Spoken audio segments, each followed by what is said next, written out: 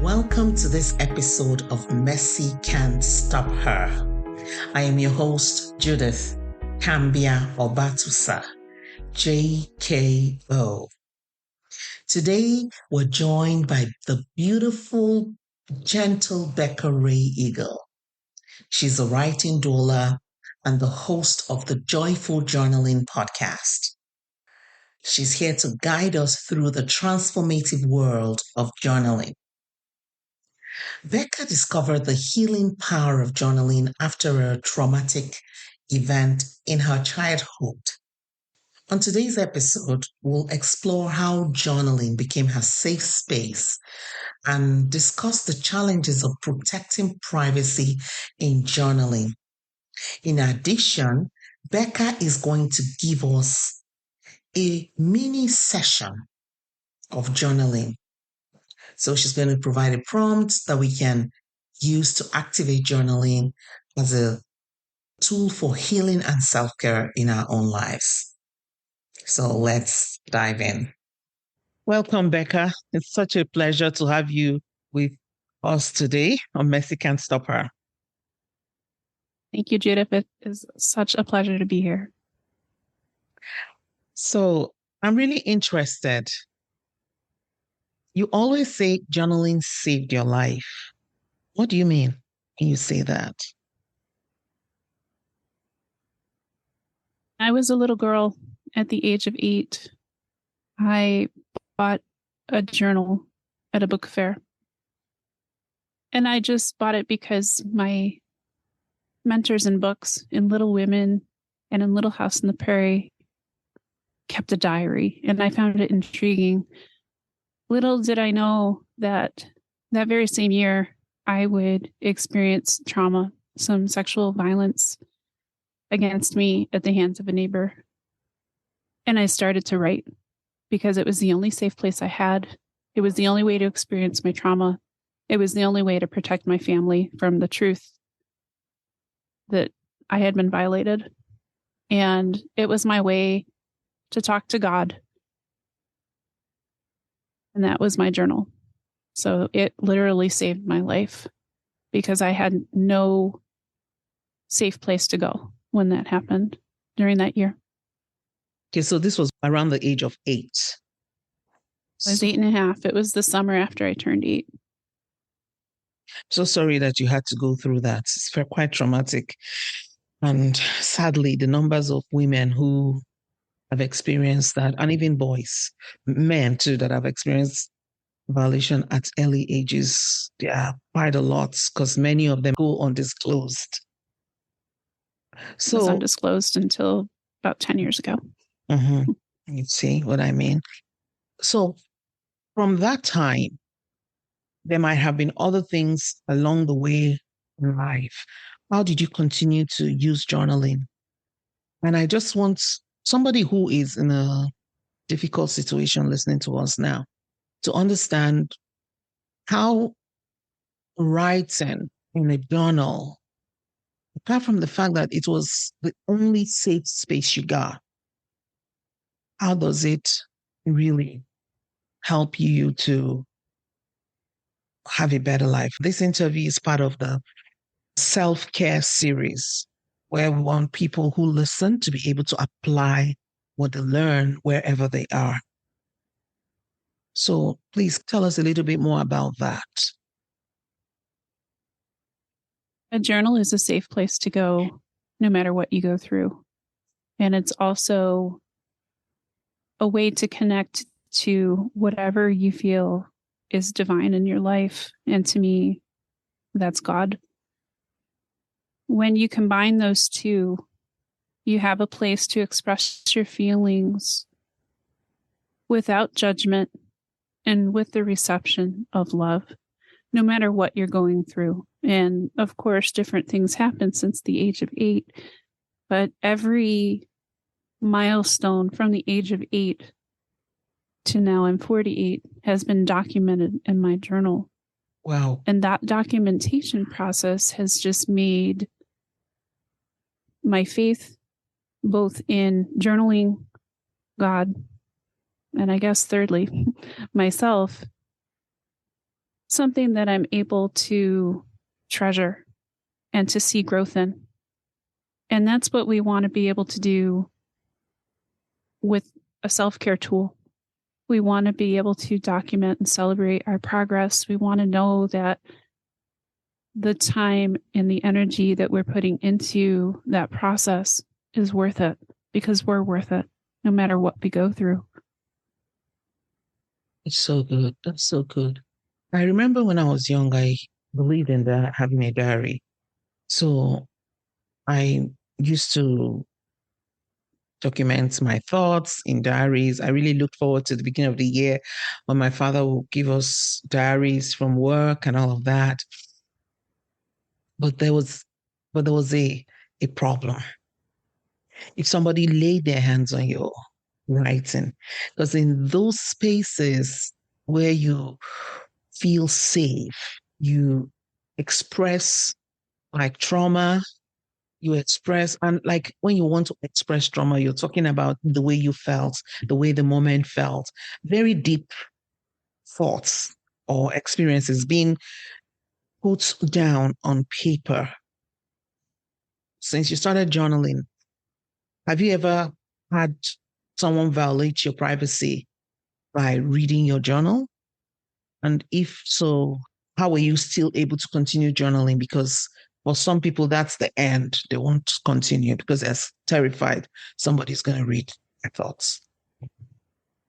As far as I know, my privacy was violated once, and it was in a different time. So it was early on when I had that journal, before I had documented those things when I was younger, that my mom read some silly things.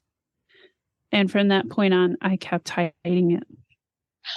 So my trust in where and how to keep my journal became kind of a game.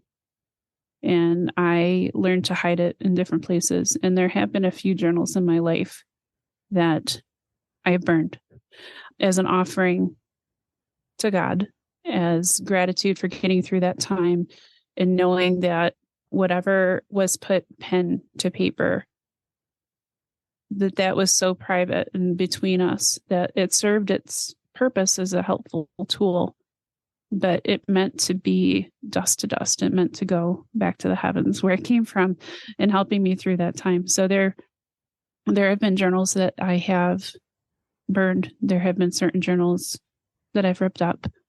And there have been most of my journals that I have kept safe and let people know in relationship, married relationship, that that's my journal. That's my private space. This is part of our trusting relationship. And those boundaries are not crossed. And if they're crossed, we're going to have something to talk about. Mm-hmm. So my journals, I have felt safe with them in relationship. You know, my son knows not to touch my journal. My husband knows not to touch my journal.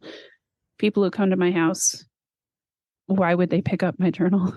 Unless I share something from its pages, it's not meant to be shared. And I've kind of, over them, every time that I open their page, every time that I go to the first page, I will devote them, first of all, to God, and ask him to protect the pages. And I always use my particular faith as a Bible passage. So my journal is protected. And in the relationships that I haven't had any problems since I was a little girl, before I had to write those important pages. You know, just some silly things about, I don't know, I received some Valentine's candy from some little boy, and I thought it was so cute. And my mom read it and of course brought it up to me. And of course, then I knew she had read my journal. So I've played the game until I didn't have to play the game. And the journals that I felt were a document just between God and I have offered as a prayer and as a burnt offering, or as a ripped up offering, and, you know, given to recycle back to the earth, that kind of thing. But most of my journals are in crates. And when I move, I have a very big crate of journals. Actually, now I have two. So wow. That's part of my moving expenses when I move.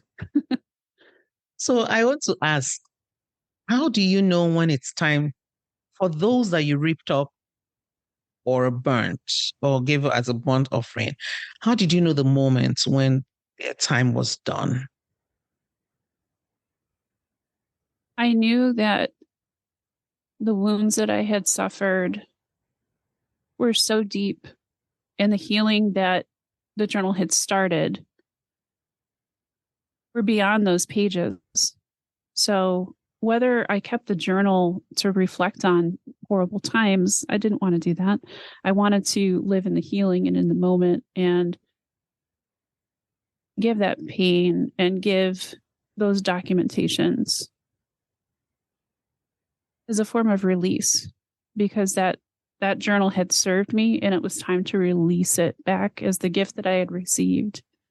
And I just know, I knew when it was time to release the pain. And those journals that I had burned had to do with my first marriage. And although there were moments of beauty and I have a beautiful son, some of the pain I went through when I realized the marriage was dissolving and toward the end were things that I never wanted my son to read. I never wanted to read again. I wanted to move on in healing and forgiveness for the part I had played in that pain as well.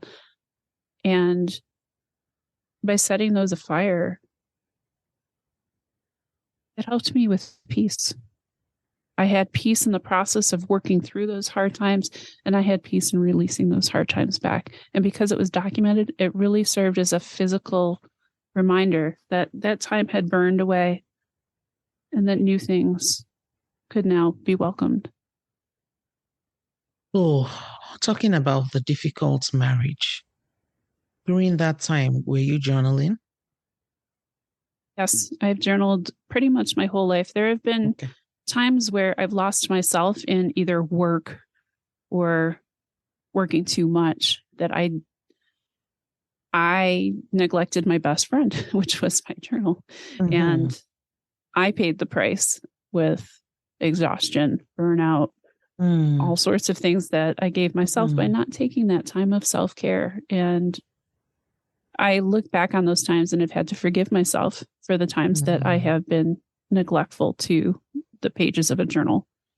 But just the right people and just the right gifts. Anytime that I may have stopped journaling, someone always mysteriously gifted me a journal.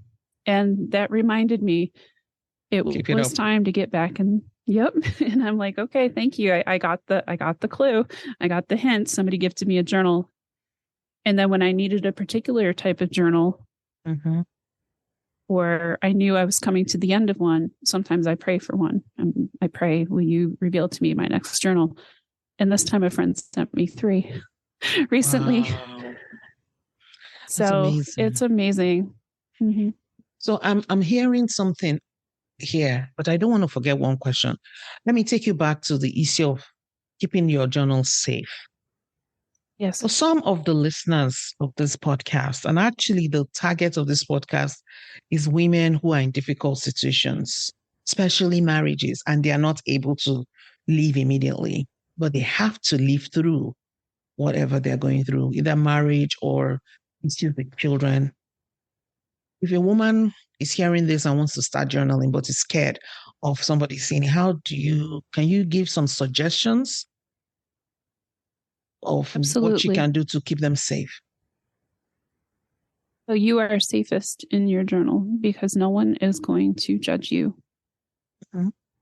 And if you use it as a sacred tool, as a prayer tool, as a devotional, so to say, you know that wherever it goes, it's meant to be found, or it's meant to serve as a testimony, or it's meant to be found in some way.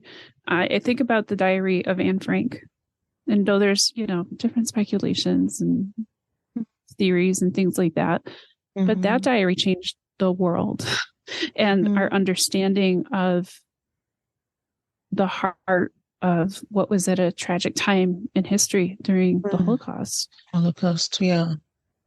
And although our journals may not change the world, it may change the perspectives of somebody who needed to read those words, even if it's just opening up to a page and realizing some truth. Because when you are journaling, if you're journaling correctly, Mm-hmm.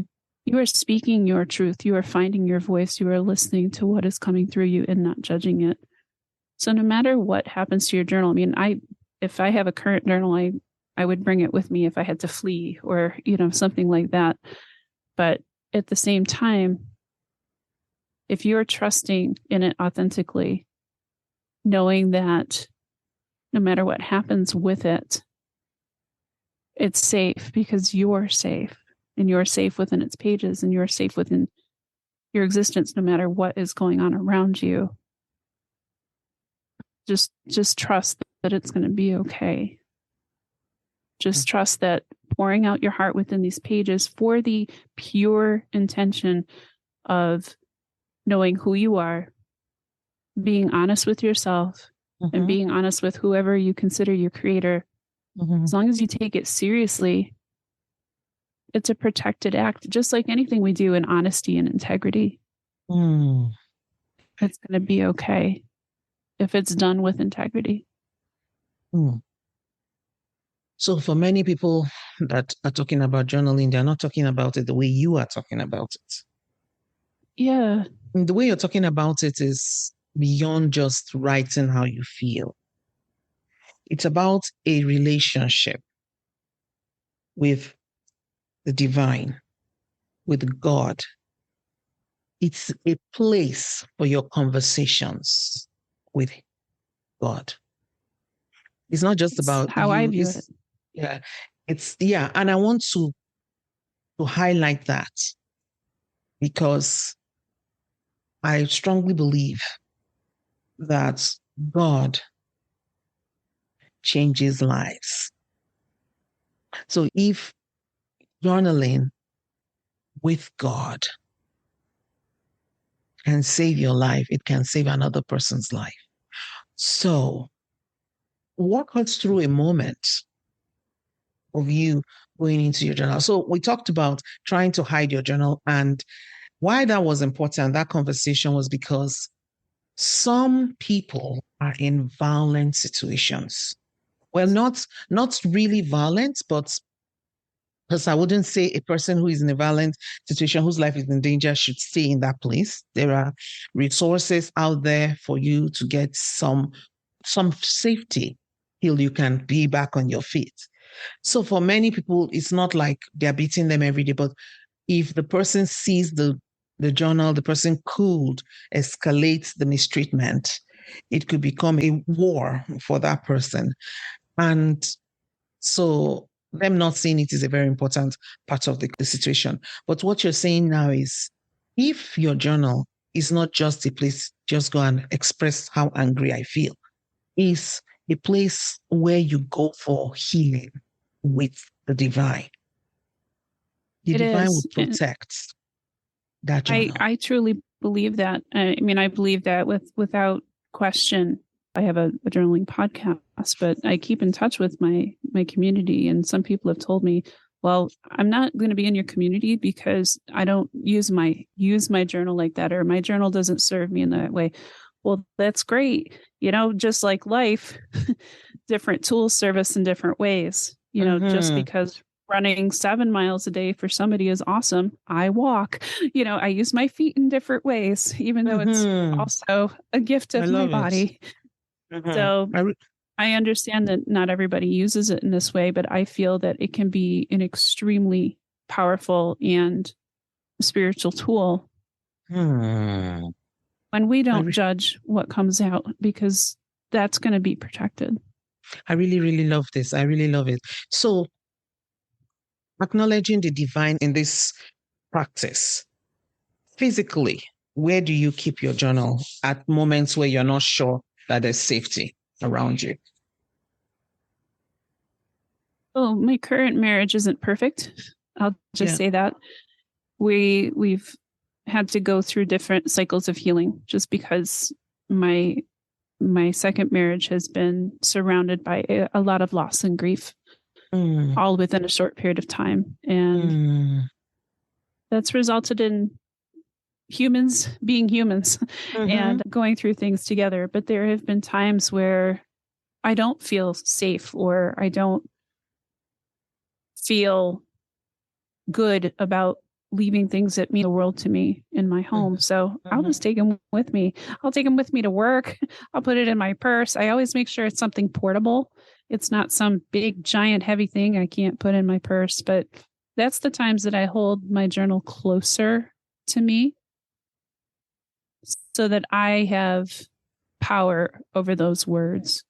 And I can tell you that each time I've brought my journal home, it's been safe. Okay. It's been safe, and I've been safe. Just, and that doesn't mean that the 30 other journals, someone couldn't sit around and have a journal reading party. Great. If that's meant to be, that's meant to be.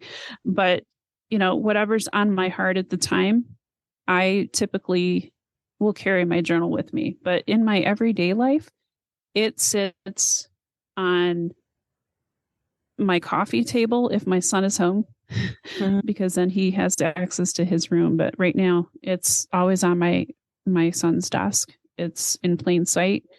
It's my sacred space that is always ready for me to write in. And I keep a mini pad in my purse for thoughts and feelings and different things like that, because at any time I want to be able to write and connect in that way, because that's how I connect. And sometimes those things get transferred back to my journal, and sometimes they don't. Sometimes, so I have a mini journal even in my purse, just if I need to write, even if it's, I don't know, a customer came in with a bad attitude and I just didn't like it. I'm going to write that down and slough it off, and move on with my positive day. Or, I'm feeling a certain way that I shouldn't be bringing to the world. If I'm grumpy or something, I'll write it down, or I'll write a prayer down to get me through the day, or an affirmation, or different things like that. That's portable. But I always have two places to write at all times. And if there isn't something provided, I always have a pen, and I will grab a napkin, and I always keep napkins in my car. So journaling or documenting is an action, but I try to keep it in one little book at a time at my house. And then I always have this portable little thing, no matter where I go. Awesome. So everyone has different life situations. So if you're listening to our conversation today, look around you. What will work for you? How will you be able to journal safely? What will work? Is it like keeping the journal in your car all the time?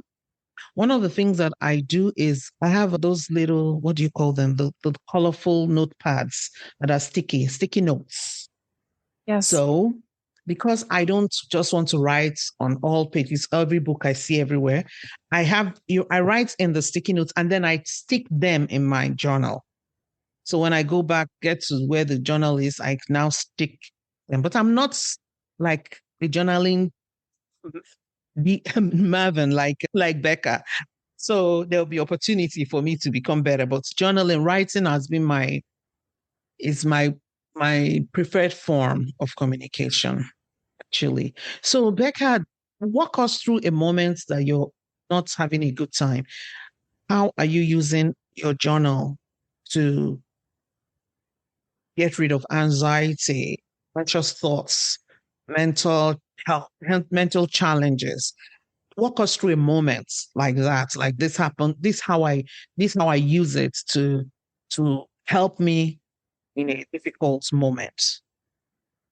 I document it, and it has been, when I was a teacher, it has been sticky notes. So I will write down things and collect them and document them, just so that I can process them by releasing them, by not keeping them pent up in my body. They're released from my body and my mind on the page in a physical form that I can then be freed up to reflect on if I want.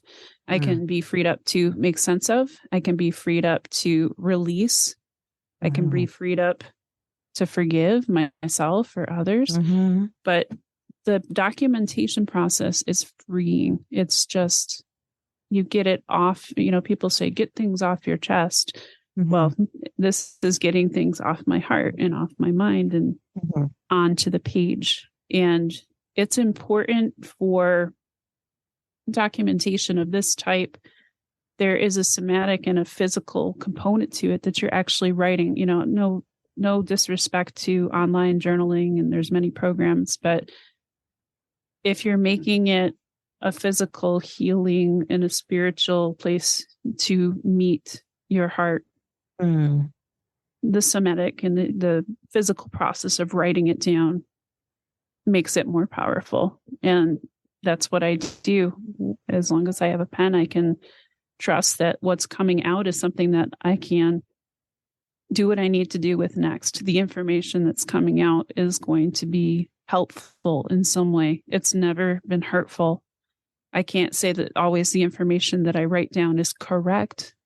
If you're angry with somebody, you better work through that. Or if you're in pain, you better seek healing. Or, there are different things we work through as humans, but the fact that I got it out of my body and out of my mind and out of my heart and onto paper helps that process. And I've done it in moments where I can barely breathe and I'm crying so hard, or I am so happy. I could probably be floating, in the air. I'm so happy. But all the time, documenting those things really makes me live in a place of gratitude for the human experience and how supported I am by God in every step along the way that I'm documenting. That's awesome. That's awesome. Another thing that I can attribute to why journaling is the physical activity, the physical practice is helpful is mindfulness. That moment when you're writing how you're feeling. Because for many people, we avoid the feeling. So we push it down. But with journaling, you feel your feeling and you put your feeling down on the paper. And I might disagree with you because on the type of what you use to express yourself. Because even if I were typing on a computer, it's still a physical activity, or on my phone, it's still a physical activity. And my mind is engaged in that activity. And you could do video journals. I have You can some. do all sorts of journals. Yeah, I've seen some of mine where in a moment of pain, I did a video and I was talking in the video. So the thing is that's bringing all your senses into a particular moment, not being distracted, can set you free of the pain that took you there. So you have a journaling podcast, Joyful Journaling with Becca. And I want to do self-care. I want to take care of myself. How will that podcast help me? Basically, I take different aspects of science, medicine, psychology, any sort of research that I can find, and let people know about how journaling is a tool for your mind, your body, and your spirit. And I weave that research and the different prompts into an episode. And it's always from my heart. And I never know, usually, and sometimes I have like a theme over a couple weeks, but I never know how it's going to express myself. So I let that intuitively come. I don't make scripts. I do my research, but what comes through for what I need and my journalers need to dig in and find themselves on the other part of joy is what I create episodes around. And I feel if it's coming from my heart, it's going to be helping other people to dig into this as a healing practice that touches their heart too. So I don't make the episodes long, but I make them so that a person can think about journaling, why it's important, and why they need to take the time for themselves, for their body, for their mind, for their spirit to do this practice. And I've had a guest on once. We talked about audio journaling. We talked about podcasting as a form of documentation too. No matter what way you choose to journal, there is no wrong way, but it's very healing to make sure that there is that process going on at all, because otherwise it gets all stuffed in and we lose access to our heart. So one thing about what you've said is the podcast Joyful Journaling is divine led, actually. It's not actually Becca led. It's what has been laid on your spirit to share. And it might be just one person, two people who need that. And I really, really love it because I have come to this place in my life where I've leaned into my heart, listening to my heart. It's in the heart that the divine speaks. If you are all over the place inside chaos, allowing chaos to enter inside you, to be internalized, you can't get the calmness that you need to hear the directions for your life. I always say that you should listen to your heart because your heart is your very own God-given GPS to guide you on the journey of your life.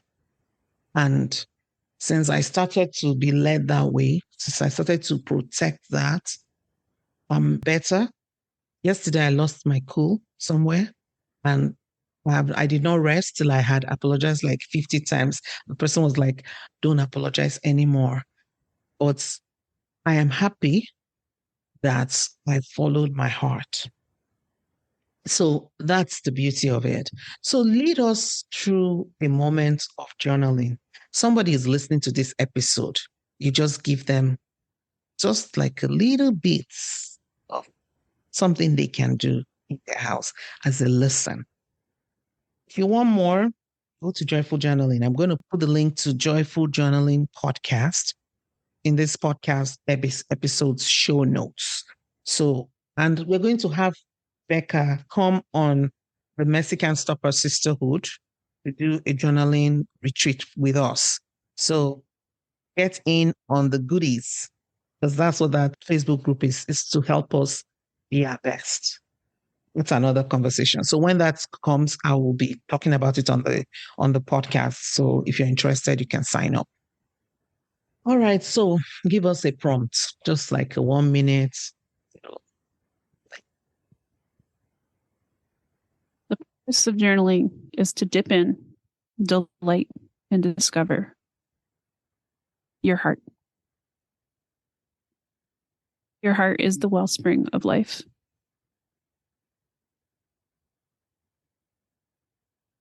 Today's journal prompt. What have you dipped into recently that you're discovering joy through?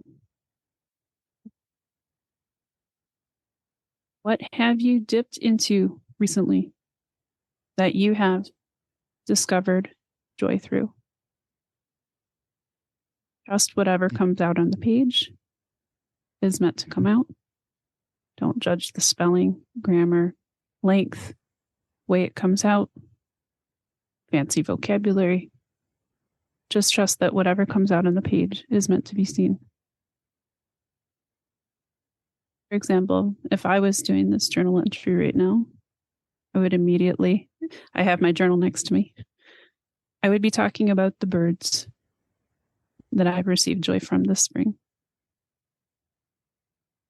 I can already feel my handwriting.